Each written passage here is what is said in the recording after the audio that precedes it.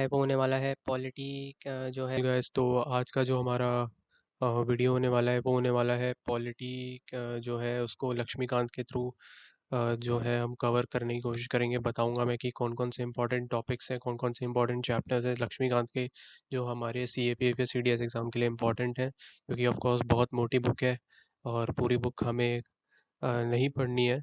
जैसे कि मैंने जो हमारी पिछली वीडियो है स्ट्रैटेजी एंड बुक लिस्ट वाली भी, जो कि आप जाके देख सकते हो अगर आपने नहीं देखा है तो उसमें बेसिकली मैंने अपना बुक लिस्ट ये शेयर करा है, बुक लिस्ट बताया है क्या कौन सी बुक्स पढ़नी है आपको।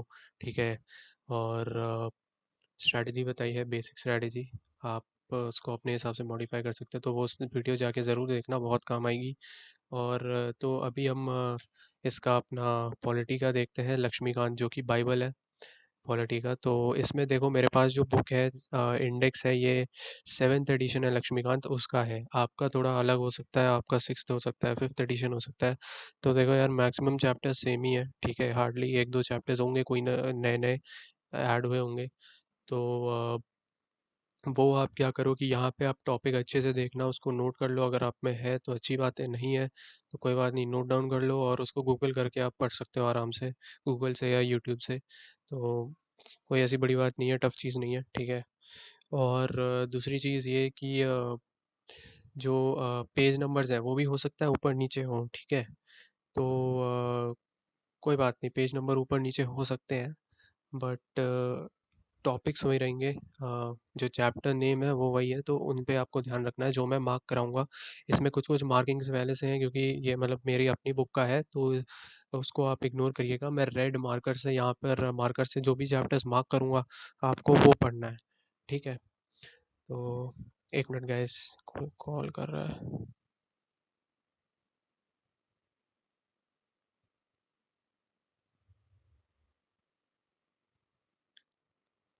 हाँ, तो चलिए शुरू करते हैं। ठीक है।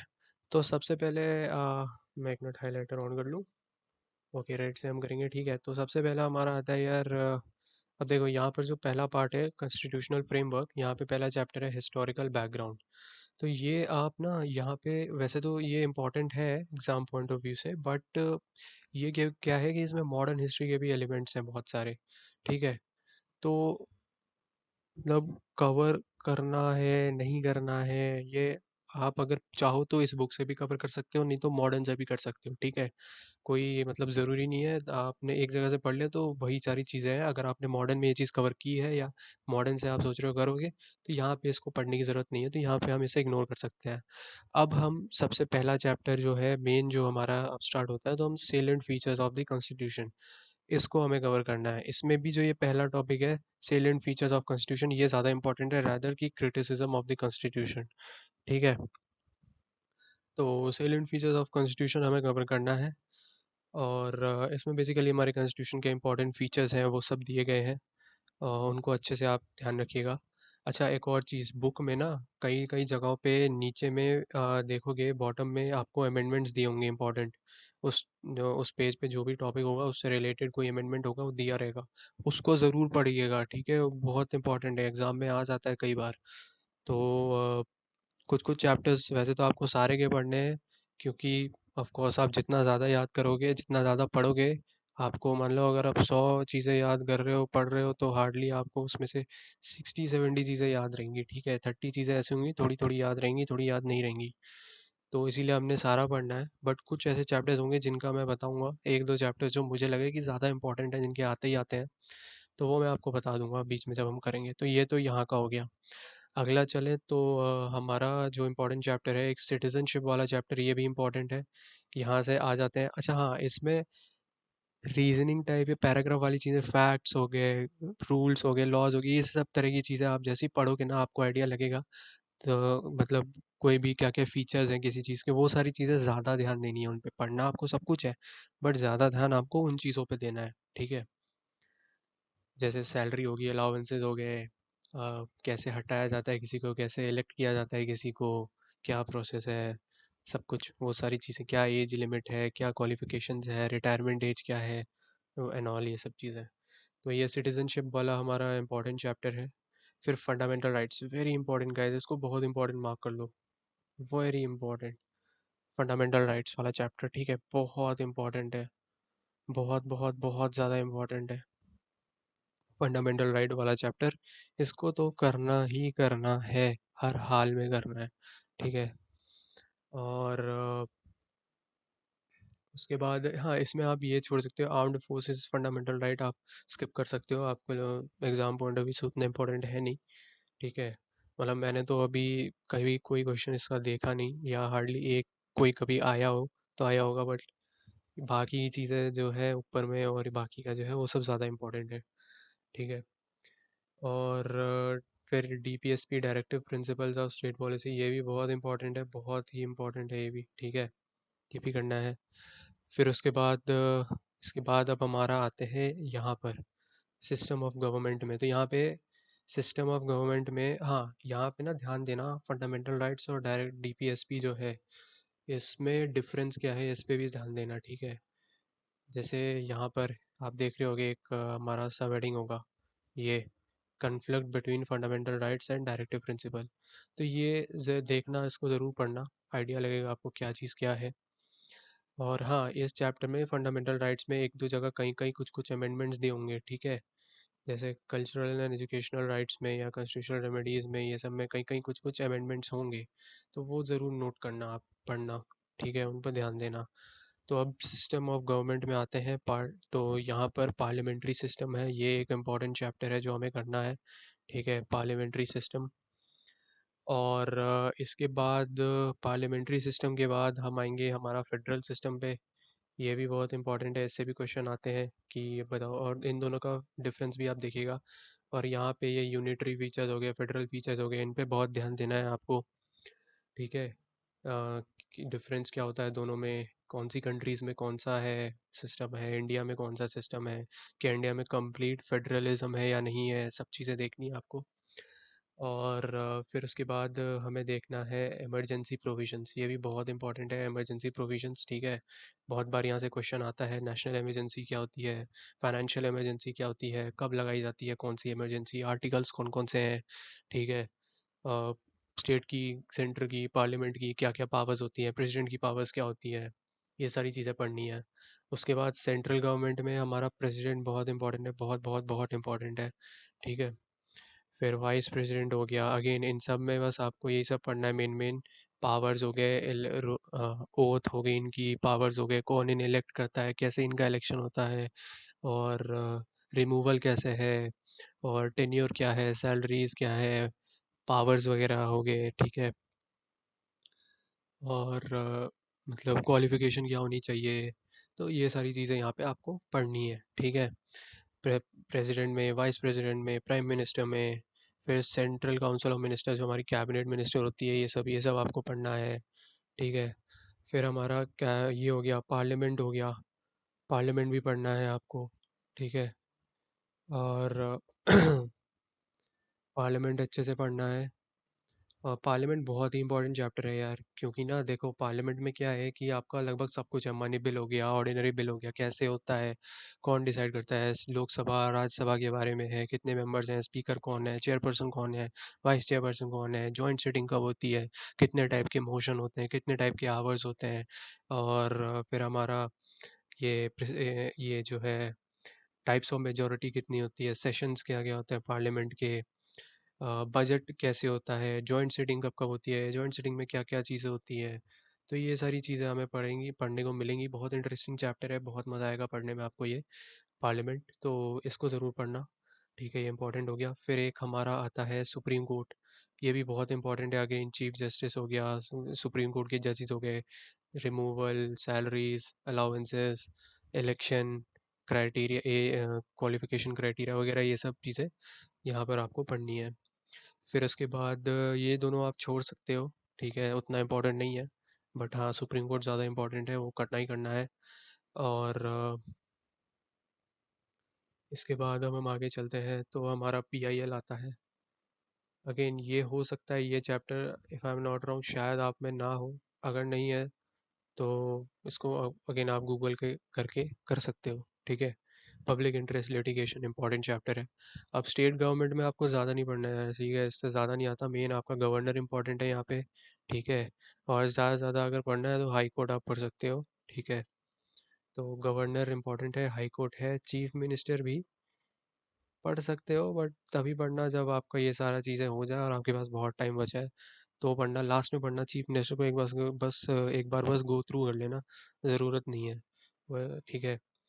तो गवर्नर पढ़ लेना यार, थोड़ा इम्पोर्टेंट है। ऑल्दो थोड़ा थोड़ा प्रेसिडेंट जैसा ही है, बट कुछ कुछ चीज़ें अलग है, तो वो आप देख लेना। ठीक है, कंपेयर कर लेना, वो जब आप पढ़ोगे तो आपको आइडिया लग जाएगा।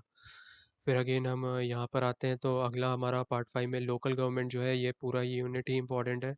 पंचायती राज और म्यूनसिपालिटी, ये जो पंचायती था 73rd अमेंडमेंट से बना था।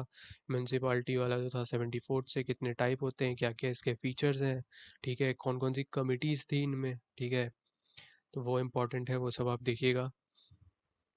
आ जाता है।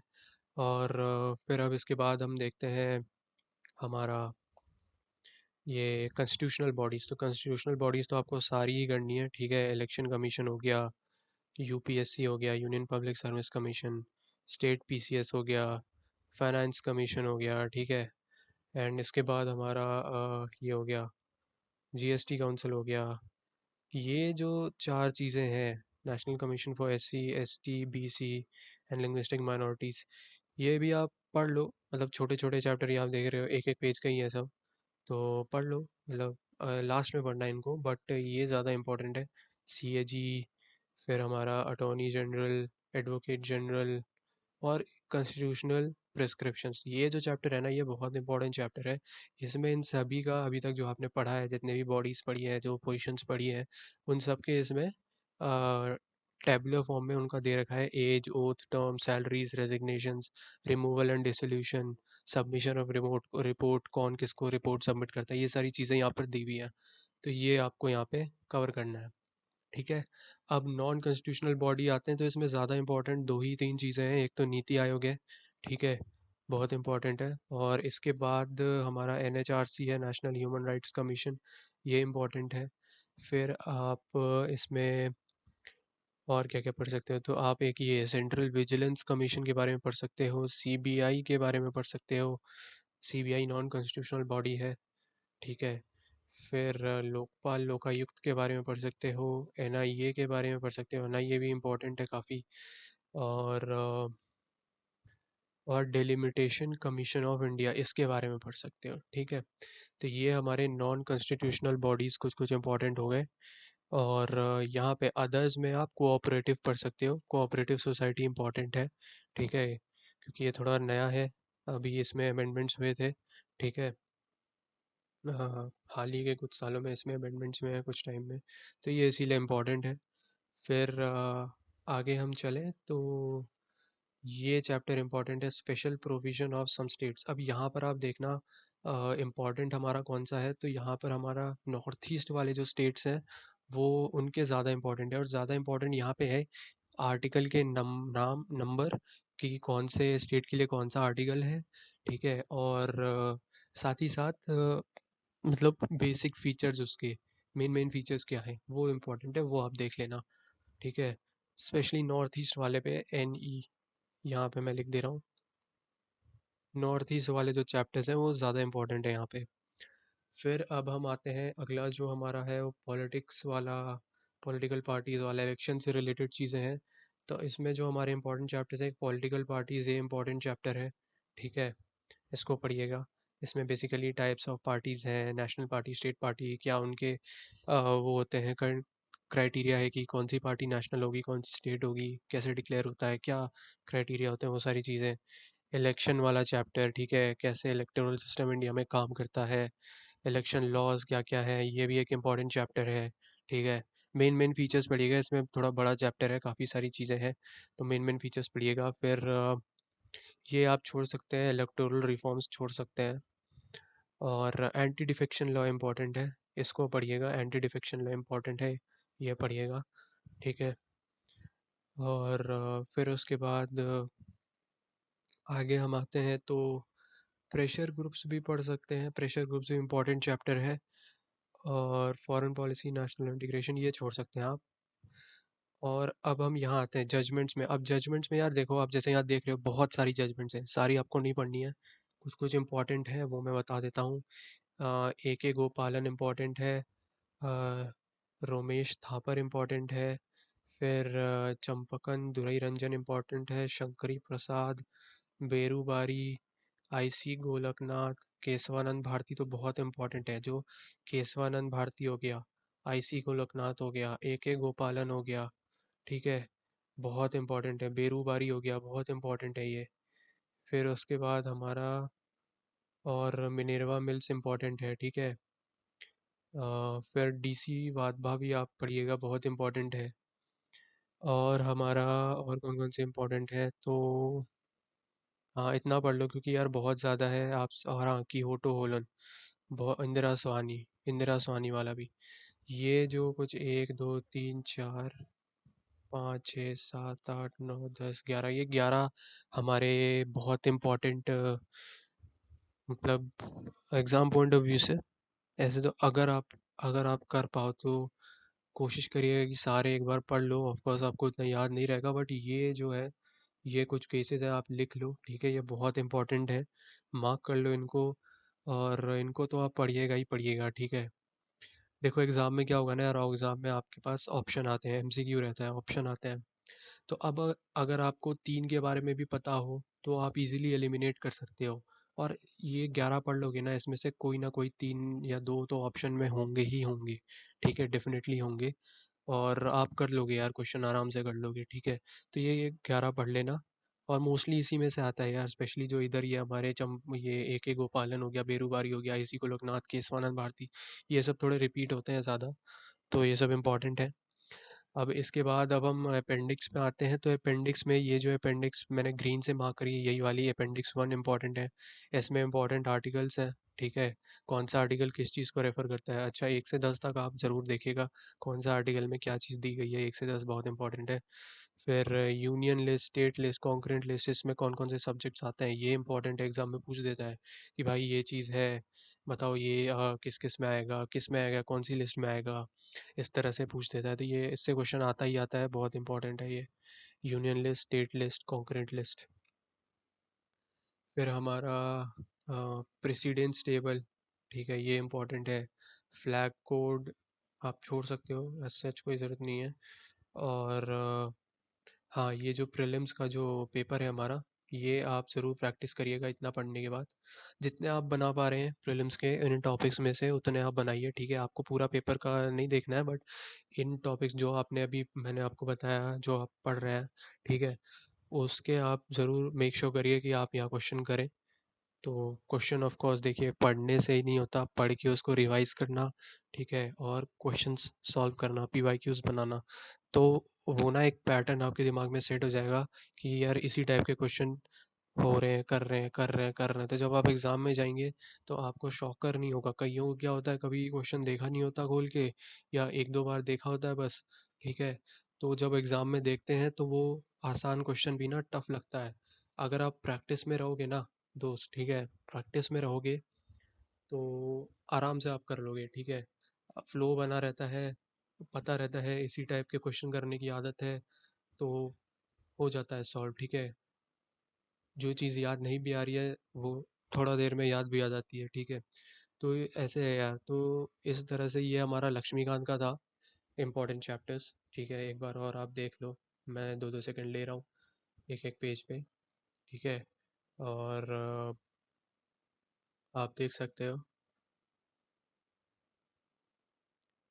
तो ये सारे चैप्टर्स आपको कवर करने ही करने हैं पॉलिटी में, और इतना सफिशिएंट है यार, ये सारे चैप्टर्स सफिशिएंट है पॉलिटी के लिए।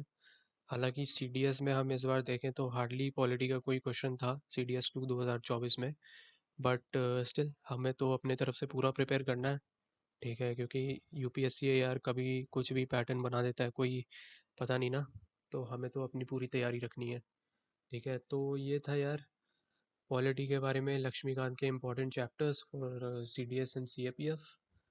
तो चलिए ठीक है, अब ऐसी है एक वीडियो मैं जल्दी स्पेक्ट्रम की भी लाऊंगा, ठीक है, मॉडर्न हिस्ट्री के लिए। तो तब तक के लिए यार प्लीज़, अच्छा लगा तो चैनल को सब्सक्राइब कर दो, वीडियो को शेयर कर दो अपने फेलो एस्पिरेंट्स के साथ, दोस्तों के साथ। और ठीक है, मिलते हैं फिर जल्दी। थैंक यू, बाय, जय हिंद।